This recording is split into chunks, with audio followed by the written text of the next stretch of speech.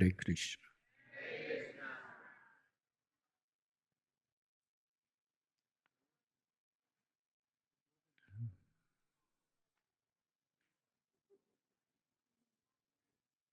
We welcome you to Sri Radha Gopinath Temple.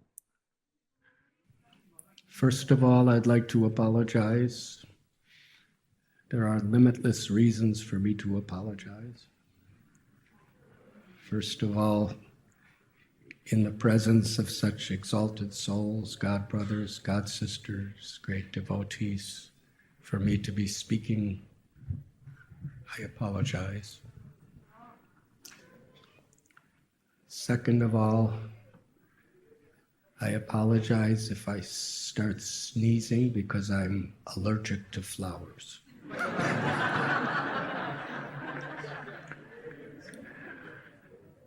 Let us see how Krishna protects me.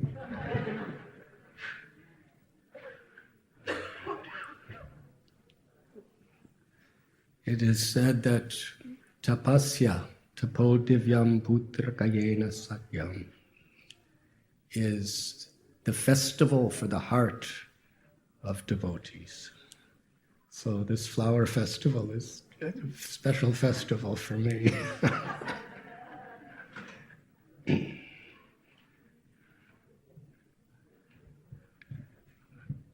I'm supposed to speak this evening at around 6:30, so I'll tell the story then. I was supposed to give Srimad Bhagavatam class this morning, but because all of you are plucking flower petals, there is no space to bring the verse in. So now there's no verse. So I just have to speak something. Hare Krishna.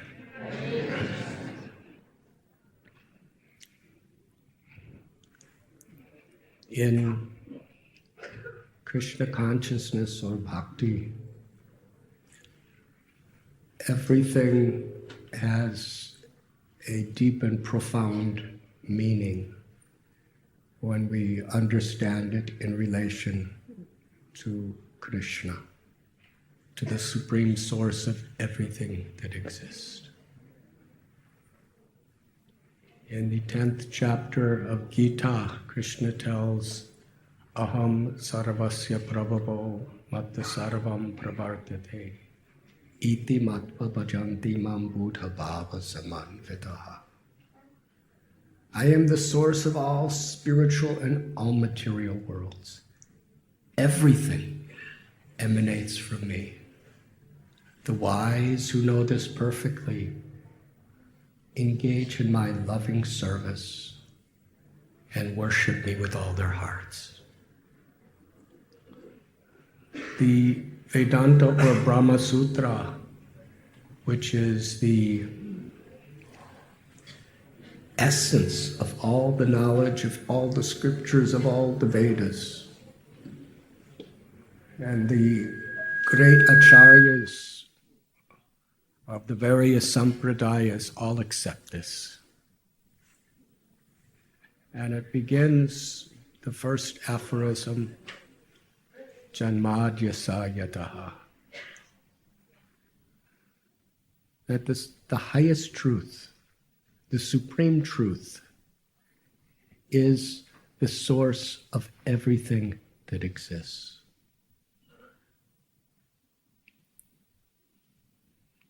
This idea is revealed in all the great spiritual traditions throughout history.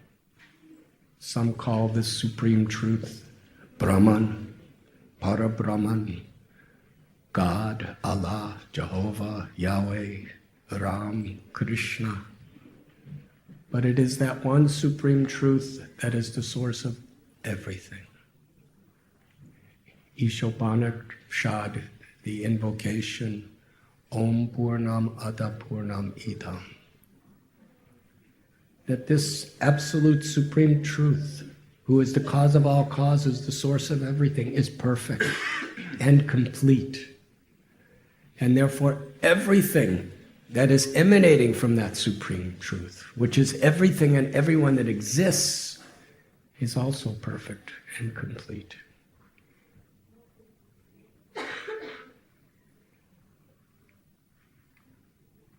The idea of imperfection, incompleteness, which is the cause of suffering, anxiety, which manifests as selfishness and egoism, greed, lust, envy, anger. All of these things are due to not being in connection with that truth. But how could anything be disconnected from that truth? If everything is in existence forever is connected, where is the disconnection? There actually is no disconnection. But due to the infinitesimal nature of the jiva or the soul,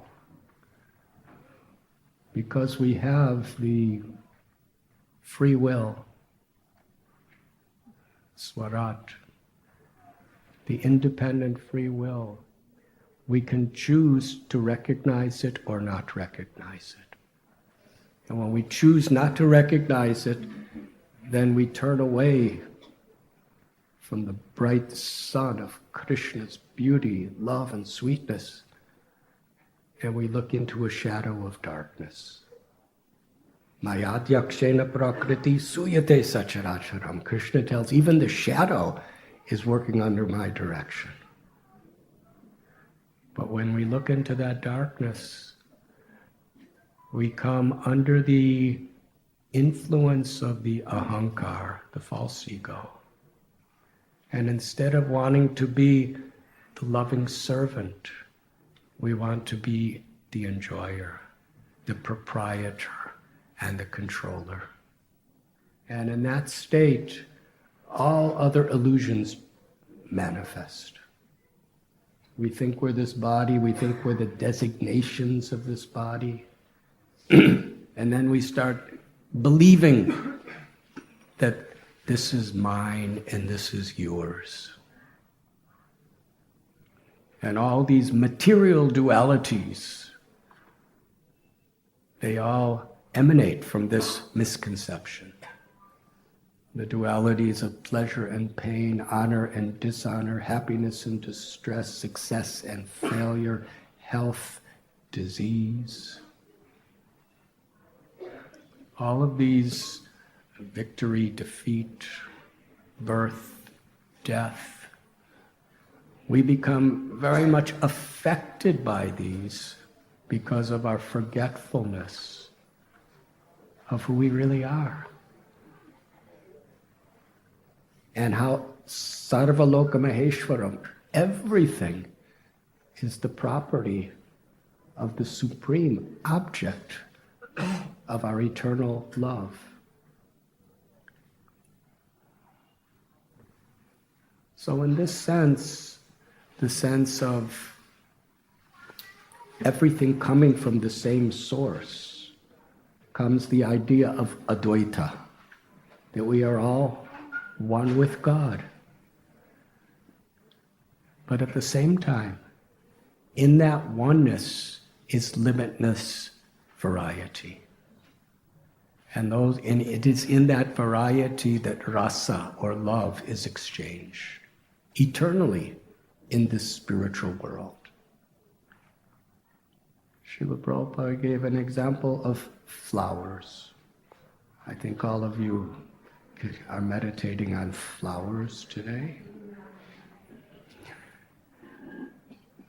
So each and every one of you is plucking a flower. But in different groups I'm seeing, some are white, and some are red, and some are yellow, and some are blue, and some are green, and some are purple. And each one has a very unique fragrance. So the variety of all the flowers gives a very, very special happiness to the heart. And tonight you will see when we were showering flowers on Radha Gopinath, Every time there's a change of color of flowers, everyone ecstatically cheers.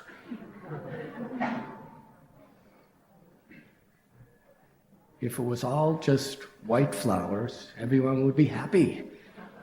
And the white flowers are pouring and pouring and pouring, and everyone's singing, and everyone's so happy. And then come red rose flowers from Vrindavan, and everyone goes, Haribol. And the kirtan rises in ecstatic. And then there's more and more of these fragrant rose flowers from Vrindavan Dham, and they're spreading the whole room. And then suddenly there's another yellow flowers from Govardhan Eco Village. And everyone screams even louder. It's not a competition of which flower is better. That we have to understand. It's not that this flower is better than that flower. It's that the variety of all these different flowers is what makes a flower festival. But they're all flower. So similarly, we are all Brahman. We are all spiritual. Mamaivam so jivaloke. We are all part of God. In that sense, we are none different than God. But achintya beda beda tattva. The liberated state of total peace is to understand that oneness. But all the great Vaishnava acharyas throughout history have taught that within that oneness is limitless variety. And in that variety are limitless eternal opportunities of loving exchange. As a sun ray is one with the sun in quality, emitting heat and light, still, the sun ray is never the source of the sun. The sun is the source of the sun ray. And a sun ray is not the cause of every other sun ray's light, but the sun is. So similarly, Para Brahman, Param Brahma, Param Dhamma, Pavitramita Muttamam. That the Supreme Brahman is the source of all Brahman. Nityo Nityanam, Chaitanas Chaitananam, Eko Bahunam Yo Vidadati Kaman. The Upanishads teach there is one Supreme Brahman. And from that one Supreme Brahman, there are limitless Brahmans. But all those limitless Brahmans are always subordinate to the one Supreme Brahman. And now we come to just the beginning of the understanding of what bhakti is, what prema is. That Supreme Brahman, who is all beautiful, who is all attractive. In Bhagavad Gita, Krishna tells that all the beautiful, magnificent, wonderful, incredible things in the entire creation, they are all just a spark of my splendor. So we know how much love can intoxicate and obsess people in this world. An attraction to various beautiful things or beautiful people. They may be mothers or fathers or girlfriends or boyfriends or husbands or wives or palaces or cars. We're attracted to so many things in this world. Or Bollywood movies or Hollywood movies. So many things attract us. Money. And how people are willing to work so hard, even give their lives in obsession with these things.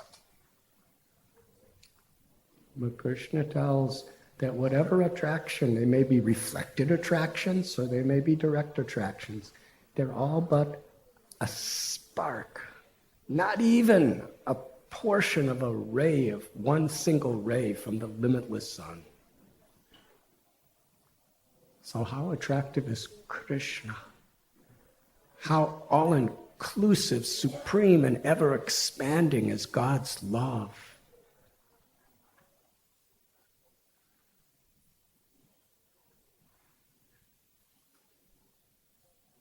So to connect with that love comes a deep secret.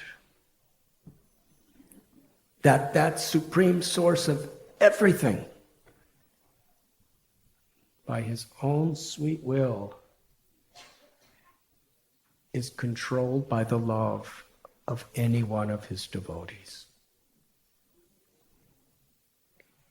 We understand the concept of Radha Krishna, the Shakti, the Shaktiman, the masculine and feminine aspects of the One Supreme. Sri Radha is the ashraya. She's the abode of all love. And Gopinath is the vishaya, the ultimate object of all love. So between the two is love. Love means a lover and a beloved. And in that is the all-pervading, complete source of everything that exists, which is that love.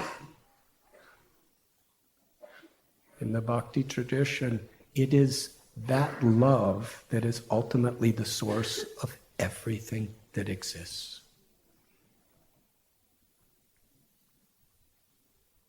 Maya is when we forget that by our free will.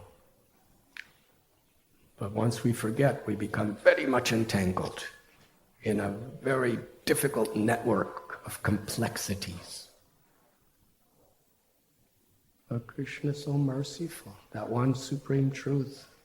Paritranaya sadhunam vinashaya chaduskritam dharma samstapanaradaya sambhavami juge juge. Comes to this world again and again and again just to remind us and to give us the path back home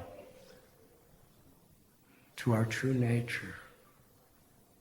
And all the great spiritual traditions, religions of the world, their essence is that one supreme being has come to remind us of who we are and what our purpose, our true purpose is. To purify our hearts. Cheto darapana marajanam bhavamahadavagni nirvapanam. When the water falls from the cloud, it's pure, it's transparent. But when it comes in contact with the ground, it loses its transparency. It becomes muddy. Mud is never the nature of water. Muddy water means something is mixed in it. But if you filter the water, you don't change the water. You just take out what is not water from the water. So yoga, dharma, the spiritual process, especially chanting God's holy names, is a process of just filtering our consciousness and restoring its original quality. Removing the mud of the ahankar, the false ego, of all our misconceptions and misidentifications. In one sense, it's the easiest thing because spiritual perfection is as easy as just being yourself. Is anything easier than that? Just being yourself? But it's also very difficult because since times that cannot even be traced, we forgot who we are. And we're thinking, I'm a man, or I'm a woman, or my skin is white or brown or black or red or yellow, or I'm a Hindu or a Jew or a Jain or a Sikh or a Parsi or a Muslim or a Buddhist or a agnostic or an atheist, where we're thinking I'm a human or a dog or a cat or a cow or an elephant or a flower. We're all identifying with these things. Or I'm American, or I'm Russian, or I'm Indian, or I'm Pakistani, or I'm Iranian, or I'm Whatever we're thinking we are, we're all fighting over, this is mine. And we're so absorbed in this conflicts over these janasya mohoya mahamameti, I and mine, that we just don't know how to be ourself. Najayate mriyate vakadachit. I'm an eternal soul. I'm the living force. I'm Satchidananda. I'm eternal. I'm full of knowledge. I'm full of bliss. My own true self is seeing through my eyes and tasting through my tongue and smelling through our nose and sneezing through my body. But I am the witness. I am the living force. And Lord Chaitanya, he established the identity of the living force as the very premise of his whole philosophy. Jivira Swarupoi Krishnera Nityadas.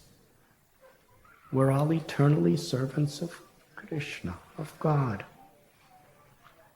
Nitya Siddha Krishna Prema Sajjika Punai. And love for Krishna is who we are. Love for God is what we are, forever.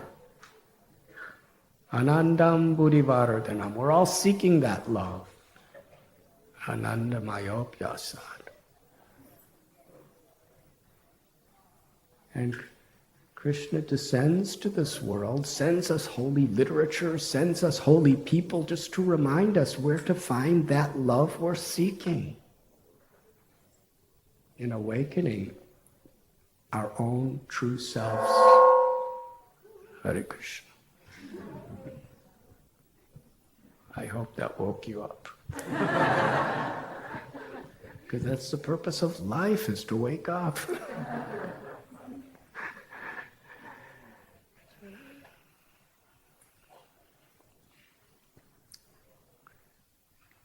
This is what happens when they don't give me a verse to speak on.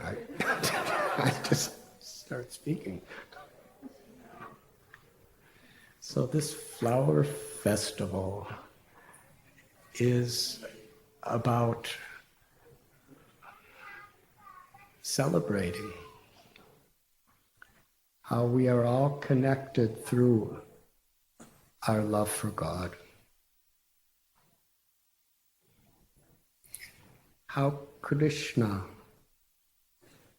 is subordinate to the love of his devotee.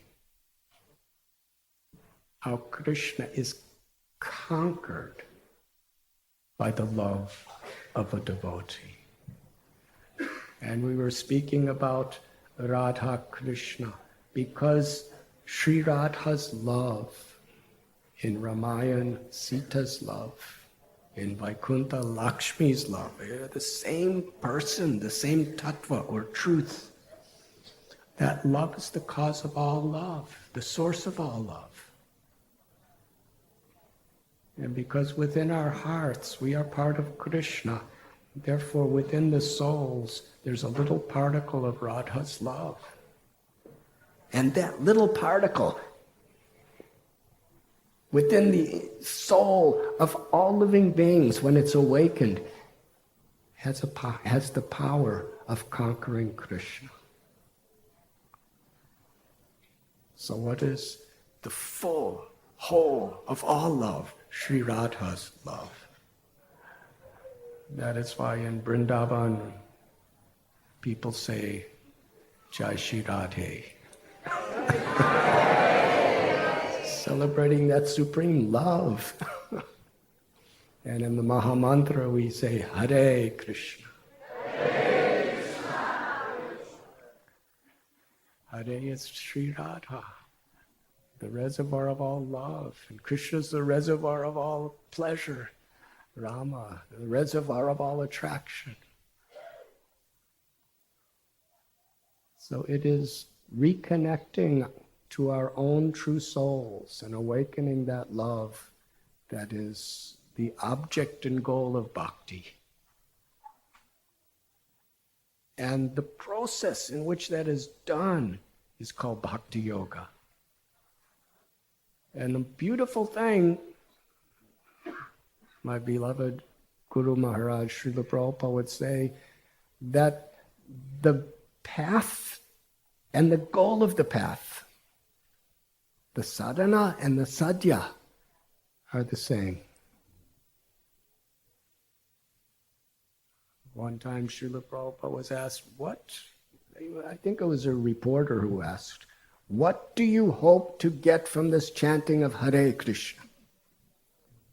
They were expecting, some powers, some wealth, some liberation, some attainment of spiritual goals. What do you hope to get by chanting Hare Krishna? And Prabhupada, with all conviction and very deep humility, he responded, the goal of chanting Hare Krishna is chanting Hare Krishna. Golokera premadana harinam sankirtana. This beautiful names of the Lord have descended from the spiritual realm. Now we're chanting Hare Krishna because the name of Krishna is non-different than Krishna, therefore it's pavitra, it's pure. By remembering Krishna, by remembering the names of the Lord, Nam Namakari Bahuta Nija Sarabhashaktis, when the Lord is so magnanimous, has so many names, by sincerely chanting these names, we become purified. And in the purified state, then we chant in pure, ecstatic love.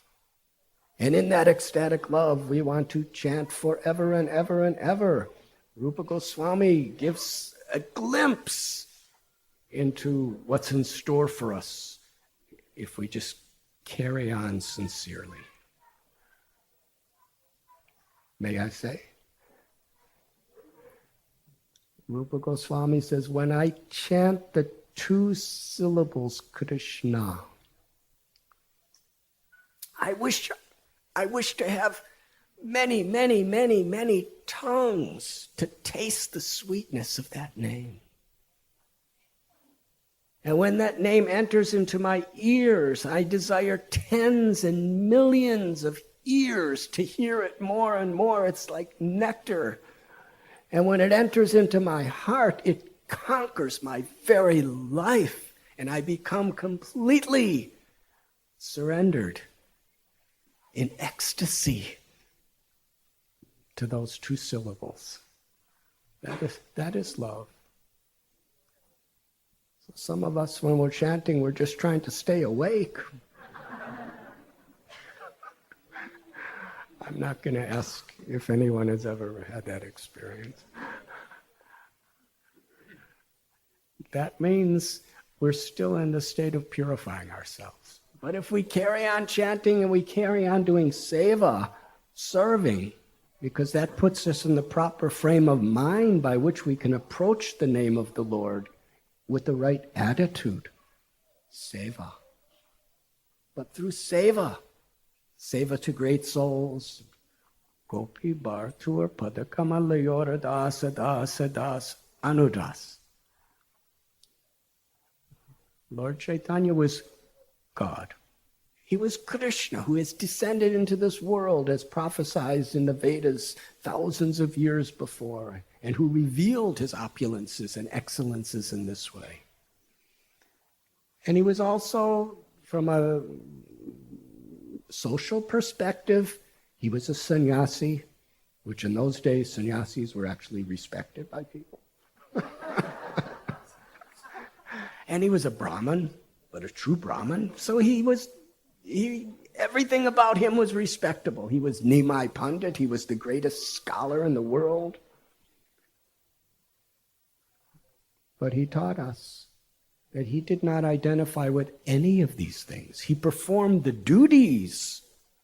We have to perform our duties, whether we're husbands or wives or sons or daughters, or whether we're politicians or farmers, or whether we're monks, or whether we're whatever our particular software engineers, musicians, whatever our occupation, there's a particular duty where we apply moral, ethical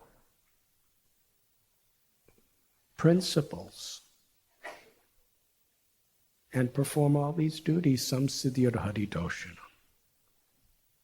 to please Krishna, in the service of Krishna. But whatever our duties, whatever our roles, whatever our responsibilities, Lord Chaitanya taught, we only identify as being the servant of the servant of the servant of the servant, a very small little servant of the Lord.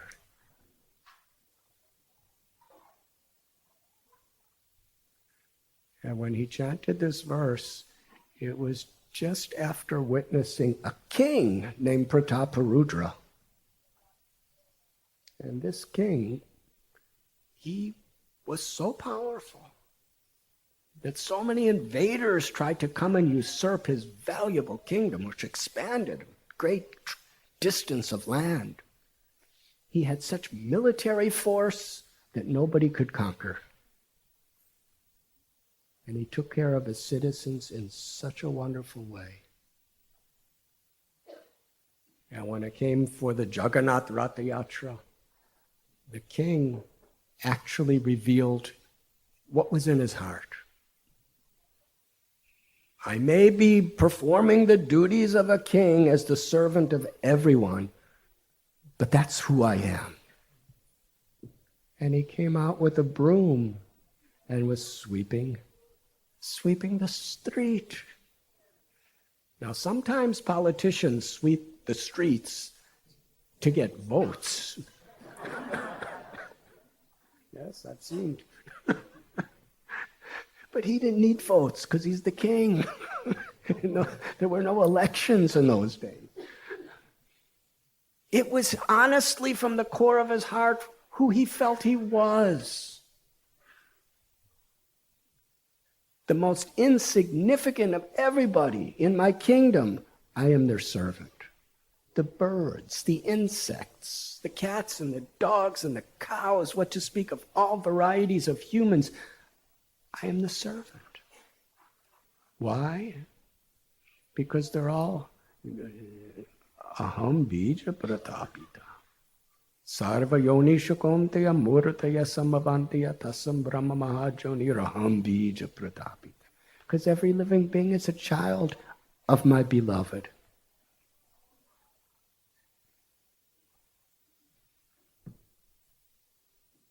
So that was the mood of King Prataparudra. And it was for real. He lived it. He spoke it. He breathed it. He was a servant of all. And therefore everybody loved him. And there was also a king named Yudhisthira who had those same qualities. And since I'm mentioning his name, I'll speak something on this subject. Pushabhishek is the day of the Abhishek of Krishna on the full moon. It's in January. Now, this is a different thing. This is Pushpa Abhishek. We just happen to do it on the same month for reasons that could be explained later. But it's a flower festival where we unite for the purpose of bathing Krishna and then being bathed by the mercy of Krishna. And what's beautiful at this very moment, I'm looking out at this wonderful assembly and I see people of different nationalities, people of different religious backgrounds. I see multimillionaires, I see simple farmers, I see monks, and I see mothers, and I see so many different varieties of people. But everybody's just doing the same thing, plucking flowers. I see little tiny children, and I see great-grandparents. And what are they doing? Plucking flowers. Anyone can pluck flowers. You don't need an education. You don't need a big bank account. You don't need a prestigious position in society. anyone can pluck a flower. And anyone, anywhere, can offer a flower petal to Krishna. And if it's offered with love and devotion, patram pushpam palam toyam yomi bhakta prayachati. Krishna accepts it. Krishna does not accept a thing. He accepts the sincerity of the love in which a thing is offered. That's all. Hanuman, he didn't really have any money. He just lived in a cave in Kishkinda Kshetra. Today it's called Hampi. Some of us have been there to look to see his caves. He didn't have any furniture. He didn't have very fancy clothes. Hardly wore any clothes. Ravana had a golden palace, a golden kingdom, the most beautiful jewels, the most wonderful everything. But he was envious. He was exploitative. And Hanuman was just an embodiment of devotion. And Ram embraced him, and Ram cried. He was conquered by Hanuman's love. And the oneness of bhakti is the union of the oneness of that love. The dynamics of the person, the personalities who are sharing that love.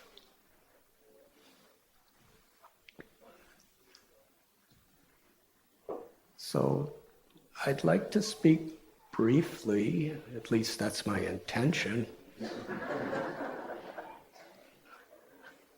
about such a devotee. I was planning to speak this tonight, but actually I didn't make any plans for tonight either, so I might as well speak it now. But Krishna, for those of you who know Mahabharata, it's a very, very profound story. But Duryodhana was a very, very envious person. He was envious toward the Lord's devotees. And when we're envious toward each other, the Lord takes that very personally. So Duryodhana wanted to get Krishna's favor, and he prepared an incredible, wonderful feast and invited Krishna to it. Now this is in Hastinapur. Duryodhana was acting at that time as the emperor, along with his father Dhritarashtra. He lived in the most magnificent palace anyone can imagine.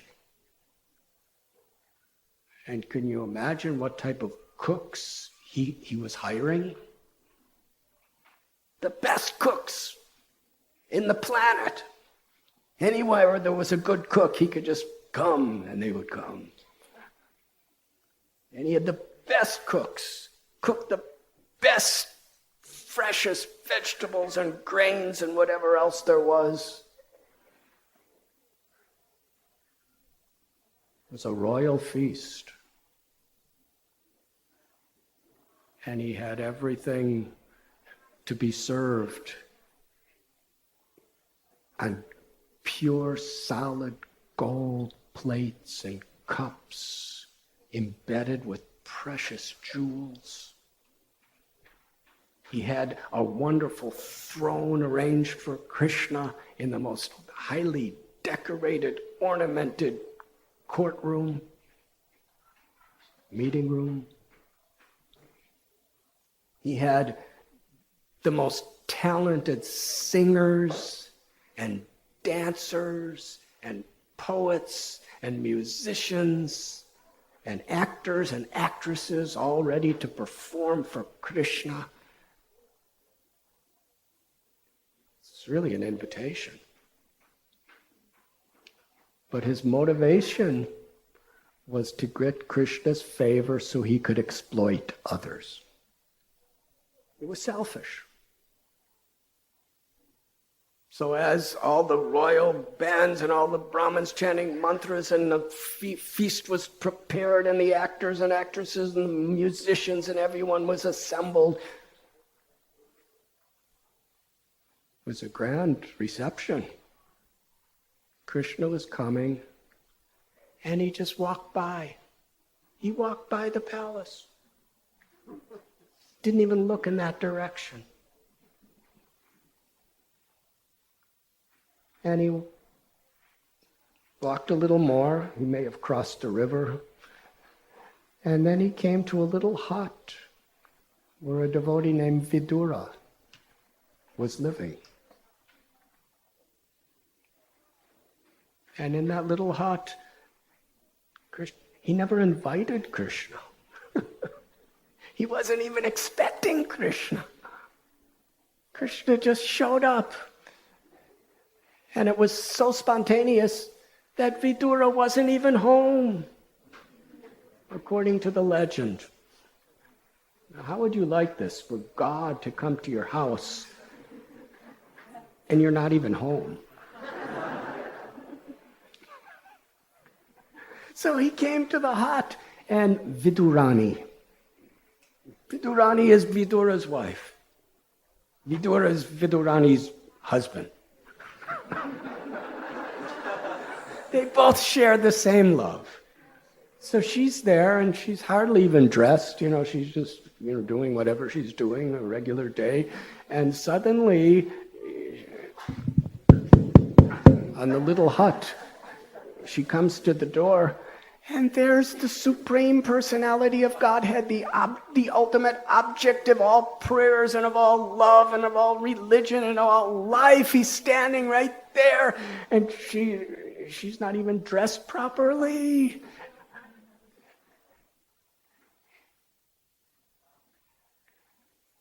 So she doesn't know what to say.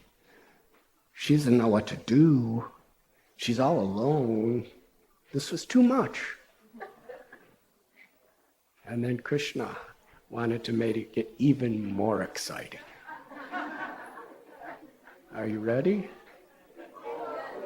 What could be more uncomfortable than this for her? Ecstatically uncomfortable. Krishna says, I am hungry.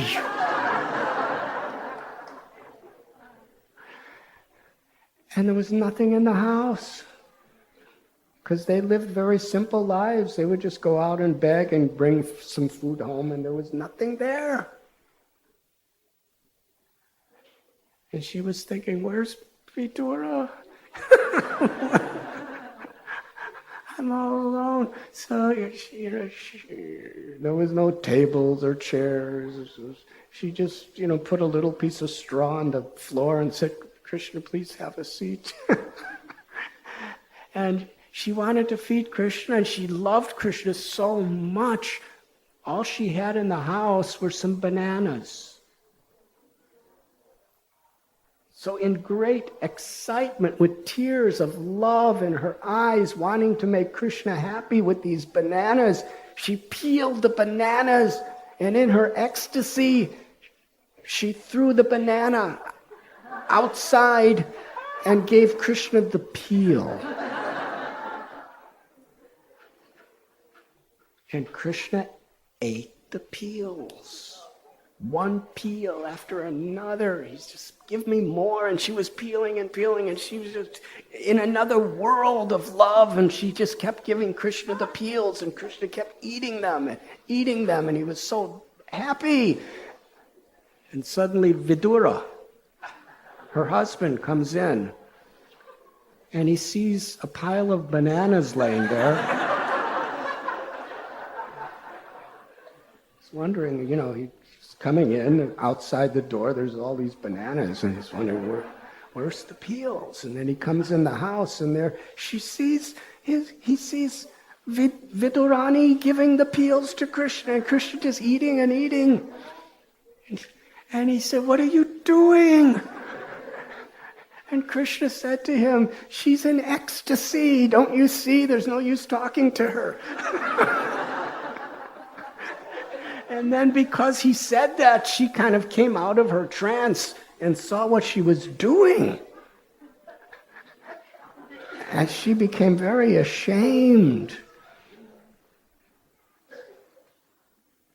And then she started giving Krishna bananas. And Krishna didn't want the bananas. He wanted the peels because of the emotion in which they were offered. So he walked by, he refused to accept the royal reception of Duryodhana with the most grand feast. And instead, he relished, he enjoyed, he had so much happiness going to a house where nobody was even there to receive him and eating some banana peels. Patram pushpam palam toyam yome bhakta prayachti. That Krishna accepts the love in which we offer. Of course, after she realized what she was doing, she started giving Krishna bananas. It's not that we should offer Krishna the least of what we have. If we're offering with love, we will offer the best of who we are. Whatever our abilities, whatever our intelligence, whatever our resources, whatever our skills, we should offer the best because that's love.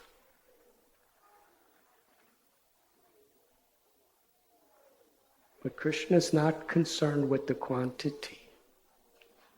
Krishna accepts the quality of the sincerity of our intent.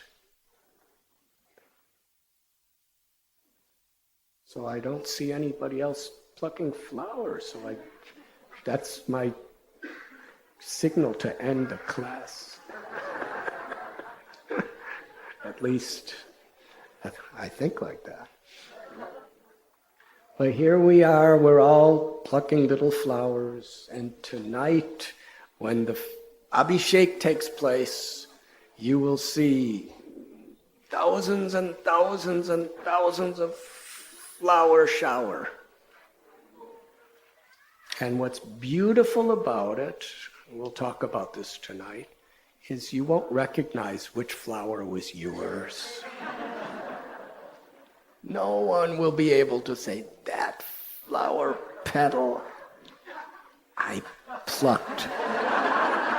And I even remember the flower I plucked it from, and I remember what the Swami was talking when I plucked it, and I remember what the person next to me was saying when I plucked it, and you won't be able to identify. Nothing is I and mine. We're all individually plucking one flower at a time with our intent. But when it's offered, it's not I or you. It's ours. It's the accumulation of everyone, from all races, from all religions, from all sexes, from all social backgrounds. Everyone's flowers are indistinguishably together, although they were all individually, personally plucked by individual fingers, with individual hearts.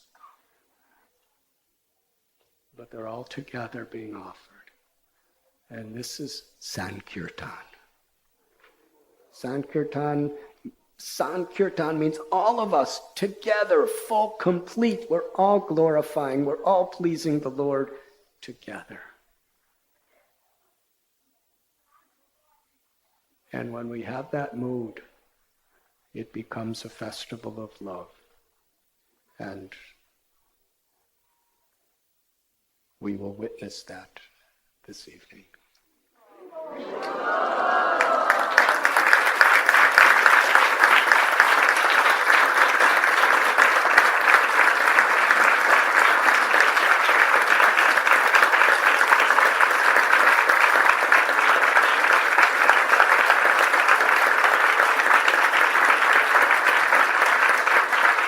Thank you very much. Srila Prabhupada ki jai, Shri Radha Gopinath ki jai, Shri Harinam Sankirtan ki jai, Ananti Koti Vaishnava Vrinda ki jai. RG Media YouTube channel. Like, share, subscribe.